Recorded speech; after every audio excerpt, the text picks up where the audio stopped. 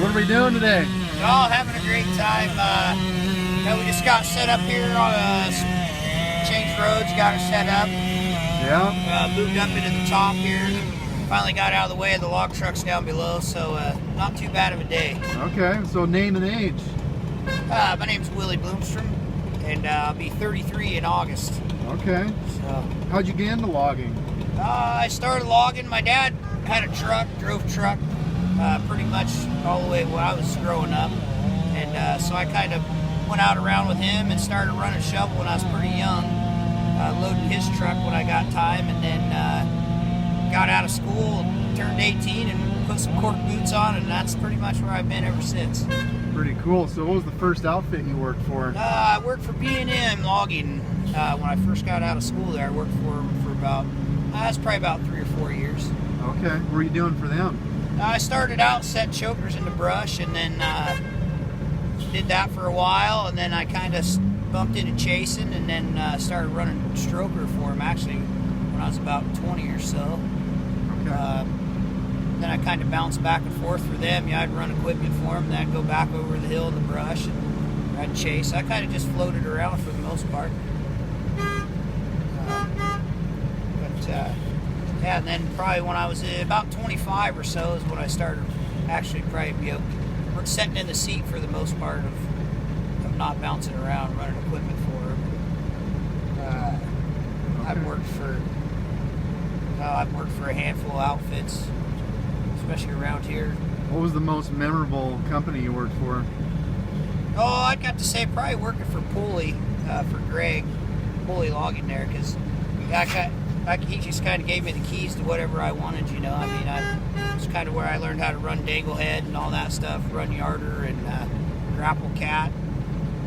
So probably about the most memorable for me, because that's probably where I got most of my seat time on all the equipment, other than just a shovel or a processor. So. Okay, that's pretty neat. So, what was like the most hairiest? What is the hairiest experience you've ever had out in the woods? Oh man, probably being out in the rigging and watching that skyline come out of the air with a full about 4 tree link logs going by you, front and backing, and watch where the eyes break on an extension and watch that thing come out of the air. That's pretty scary. You can see the sky car sit there for a second before it comes down. Yeah. And then you had 4 tree link logs stuck in the ground, looked like a javelin, you know, and then you didn't know which way they were going to go. So yeah, it was. I'll never forget that one. How much lift do you guys have on that show? You can sky up them tree linkers. That's how much. I mean, it was up there a long ways. Wow. So yeah, you can sky them up to where they wouldn't even touch the ground. Wow, that's wild. What were they using for a yarder then? We were on what was it? I believe we were on a BU-80 Skagit. Okay. For B&M.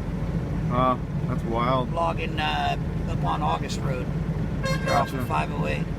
So do you live down this way in Morton area, or? Yeah, I live up in Randall. I Randall. grew up around Glenoma area. I've lived out here my whole life, so. Okay. Well, cool. So, out of all the jobs you've done, what's the most favorite job in the woods for you?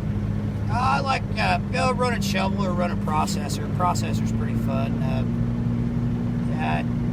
I ran yarder for quite a while, for about 8 months for Pulley there, filling in and stuff. And it was all right if a guy could stay awake in one of them things. But Copy that.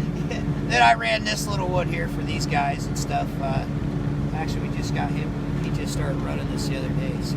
Okay. Copy that. And then, as far as the industry, if you could change one thing about it, and I'm talking across the board, what would you change about logging? Oh, man, I honestly think probably just, honestly, it's doing pretty good right now. Just maybe get rid of some of the regulations that really don't help us out, you know. I mean, I'm all about doing things right. I'm not saying go clear cut, but at least do some more thinning, like especially for the U.S. government, you know, for the Forest Service and stuff like that. Okay. Do some more commercial thinning is what I'd like to see. Clean some of that stuff up so it ain't, we ain't gonna go up in a wildfire one of these days. I hear you. And if there was one thing you could tell a young person that wanted to get into working in the woods, what would it be?